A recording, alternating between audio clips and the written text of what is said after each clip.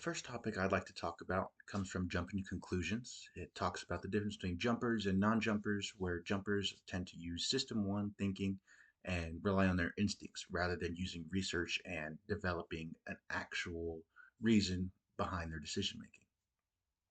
We see jumpers a lot in our everyday basis. For instance, grocery stores, a lot of people, they will go and they'll get a carton of eggs, check, make sure they're not cracked, put in their cart, and not think about it. The reason why is A, it could be that they've had that product before, or B, their parents bought it, or they're just used to having that product, and so they don't necessarily need any additional research. They know that it's worked for them before, and they can use that item and go on with their life. However, these decisions that are using that system one thinking tend to create that habit. And when it comes to more important decision making, like buying a car or buying a house, uh, those system one thinking can be a little more harmful and will not put you in the best position to uh, make the correct decision. Whereas system two, you're able to get your research and make a cognitive decision that will allow you to have the best opportunity available. Now, uh, we learn a lot about the system two thinking in chapters one and two from the uh, what's it called? From the Judgment and MDM textbook, chapter one and two. Now they address in the chapter one, it does a great job at addressing how you should tackle a problem, where it's defining a problem, not just a temporary fix for that problem.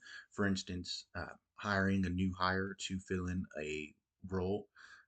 Like at my bank, we hire a lot of tellers, and it's not just necessarily hiring a teller, but hiring somebody who's able to be great at that job and potentially move up in the company and provide solutions for us continually.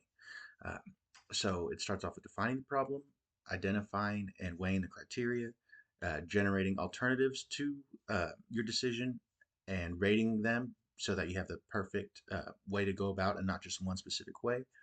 And then finally computing the optimal decision and deciding which one is best.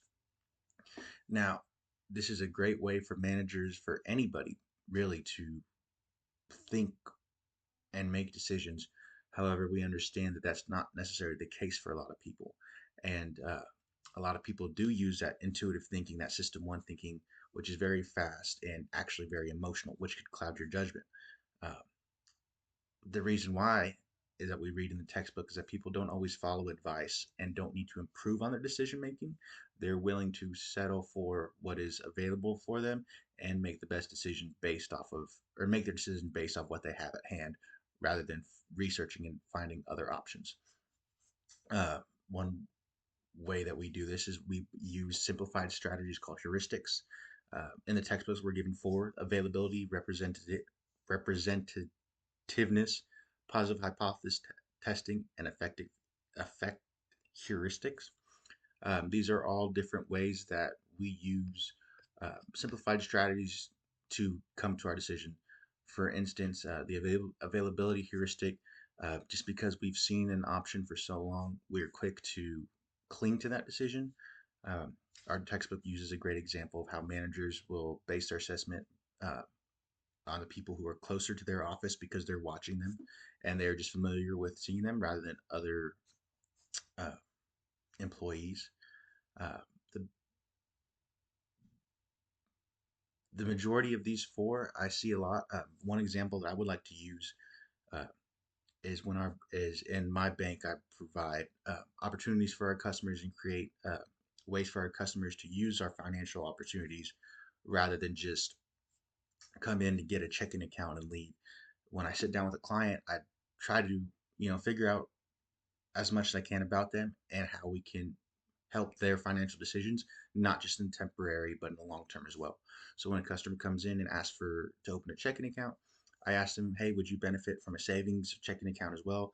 That way, we're not just setting you up a checking account, say for your direct deposit, but creating a savings account for you to put money in to make money and tackle those long term questions and obstacles as well.